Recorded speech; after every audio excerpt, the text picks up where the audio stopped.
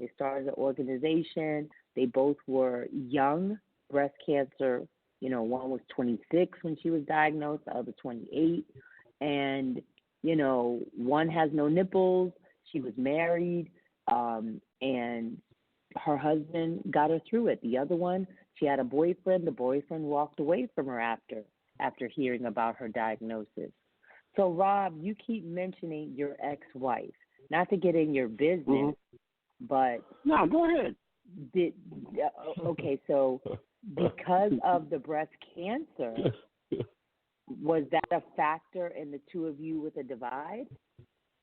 No, nah.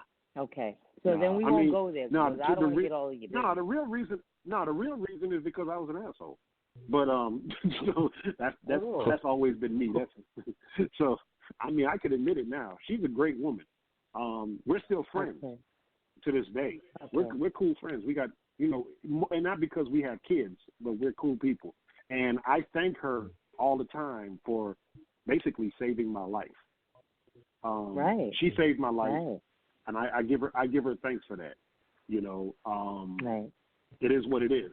Now, just because with breast cancer, she also, I even tell her, I was like, yo, did you get felt up this year? We need to go and get on the case now. I know you got a new dude and all that, but get felt up. Get yourself checked out, because I honestly don't want anybody to go through what I had to go through, or what anybody else with this breast cancer or any form of cancer. Because, we're focusing on breast cancer, but I focus on all forms of cancer. We can beat cancer as a whole. So I tell people all the time, and for me, breast cancer is not an October thing. For me, it's an everyday thing. So, and I don't feel as though I want to slight anybody, but I talk about this all the time because this is now life. This is now life. Now, true enough, I'm living a full life and I'm doing my thing and all that. I'm DJing, I'm making mixes and stuff like that, and I'm out here partying. But I'm also now aware of what is going on in life. And I wanted to tell one more thing about my breast cancer journey is I had myself genetically tested to see where breast cancer came from. And I don't know if you've been through this yet, Ty. Hold on. Let's back that up. Now, when you got word that you could get genetically tested, is it something you thought about? Is it something your doctor advised you to do? My doctor advised me of it. My doctor so how do advised people me go of about it. getting that done? How do you go about getting genetically tested? It's a blood test, and what they do, they have a separate way of testing your blood, and what they're trying to find out is if somewhere down the line are you genetically predisposed to breast cancer. Now, what I told them is that no one in my family has ever had breast cancer. No women, no men. I'm the first. Right? Well, guess what? No one in my family has never had breast cancer, but cancer itself, like you said, like your mother had the form of cancer colon your mother cancer. had was what? She had colon cancer. Then your dad had prostate, correct? So the cancer is genetic because it runs on both sides of your mom and your dad. And I too, it doesn't run on my father's side, but my mother's side of the family, various forms of cancer have taken out a lot of my family members on my black side. On my Hispanic side, I have to admit, none of my familia, that's Puerto Rican, no one has breast cancer, any form of cancer.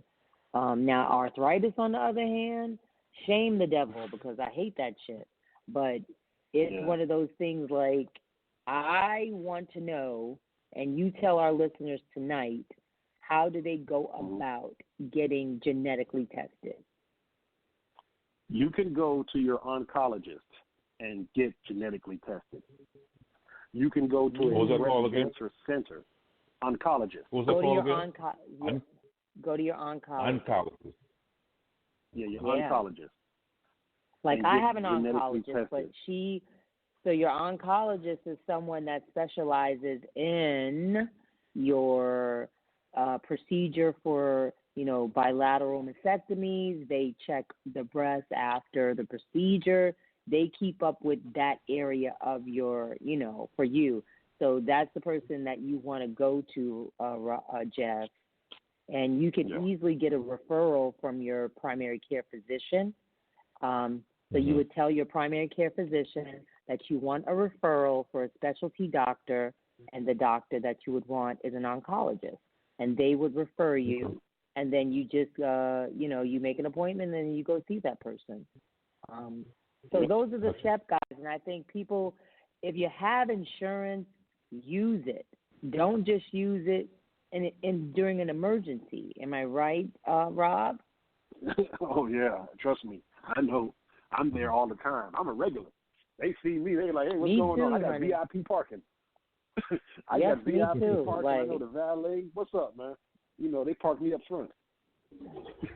So, Rob, you mentioned that you were struggling with depression. How did you have to go see a psychiatrist? Are you on antidepressants? Because I have to agree with you. I take something in the daytime and I take something at night.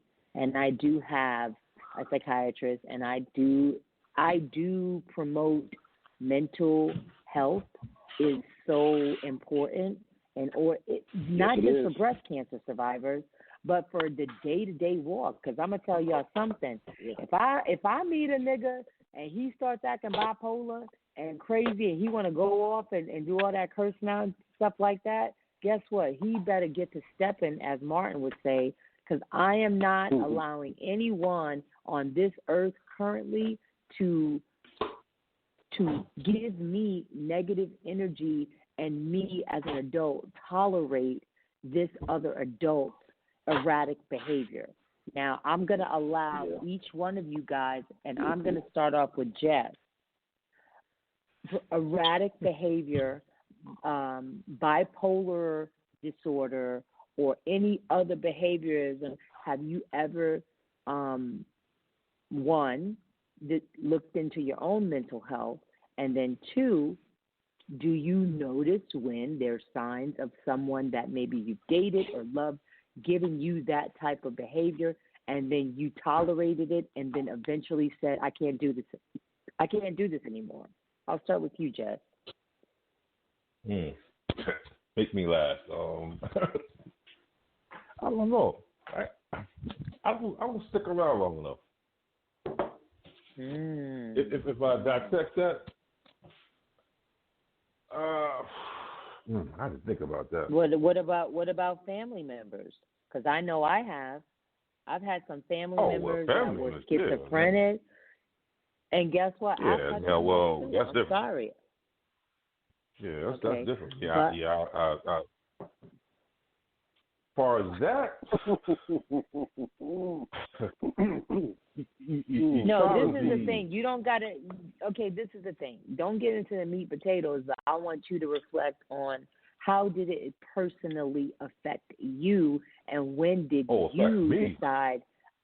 Yeah, because people got to remember, when someone is dealing with mental illness, it just doesn't affect them. It affects people around them that love them. And so when it affects you, how did it? And two, did you become proactive in saying, I can't tolerate this anymore? That's the question. Well, yeah, I came to a point I had to step back. I'm the type of person, when stuff get crazy, I step back for real. I mean, I analyze a lot of stuff. When it gets to me, when it starts to bother me, I step away from it. I'll give advice, and I'll speak to the person and tell them, but when that don't help, I kind of step away from it. I don't know if that makes sense, but that's just me. I can't. No, I agree, because that's your testimony. So thank you. Now I'm going to ask Antoinette. Antoinette, I'm going to ask you, if you're still with us. I'm here. Antoinette, have you ever been affected by either a boyfriend or family member that is dealing with some type of mental illness and it's affected you personally? And then what did you do to be proactive to remove yourself, or do you still tolerate it? I wouldn't say I let it affect me to the point. Wow, that's a really good question because you're just trying to figure out the different ways you. So let me help you out. Yeah, I'm gonna help you out because I have you. to say mental illness runs on my mother's side of the family, from bipolar depression, schizophrenia, forms of just manic depressant, and I have a cousin. She was one of my first cousins, okay? And I won't say any names, but I adored her. And we grew up together, and then both of our mothers died when we were young. So we were each other's backbone. You know, we were supportive of each other as we got older. So I just recently, a few months ago, as a matter of fact, like maybe back in May, finally put my foot down and walked away from her. Because and not just her, a few other family members that are similar with having erratic behavior where it's come to abusive, verbal abuse, physical abuse. They come back and tell you they're sorry. They've tried to put their hands on you because they had a moment where they outbreak.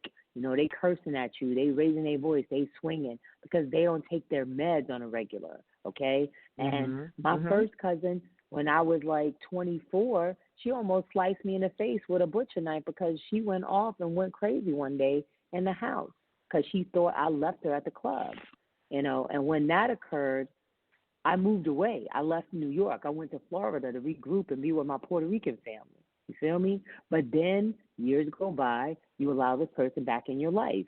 And then again, the bullshit starts. And then me having a big heart, tolerating it because I'm so compassionate for other people. But then there's a time in life when you got to love you more than these other people. And it's not healthy to continue to allow dysfunctional people in your life. Do you understand where I'm coming from now? Yeah, I understand. But I can also say that I'm very blessed to not be in the situations you've been in. I've been very blessed to not have many dysfunctional people in my life like that. And I guess God has kept me from that. And if I did have a problem on any type of level at some form, I stepped away from it. Or I made myself very clear in how I won't tolerate it as well. But I've been very blessed to not be in situations, anything like you just stated. And so, any relationship you've ever been in? Any relationship you've dated a brother? And, well, see, you're lucky. I'm very you're blessed.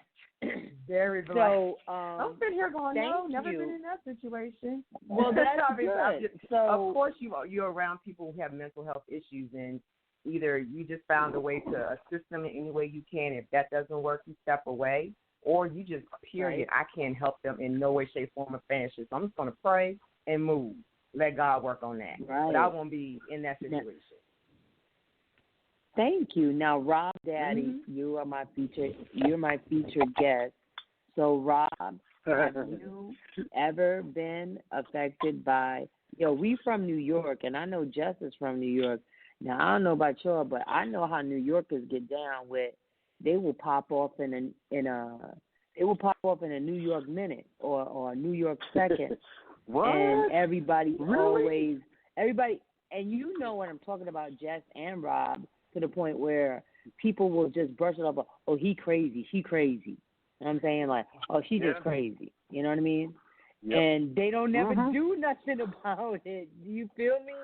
So people, before I let Rob give his testimony, I'm going to give you a public service announcement. Go and see your doctor. And if you have issues with mental health, do not be embarrassed, because that's the problem with the black race now. They want to pan it off. I'm not crazy. I'm not going to see nobody. You're not crazy. You're taking care of your mental health. Your mental health is going to take care of your entire body. And if you're not taking care of it, and you're just drinking, smoking,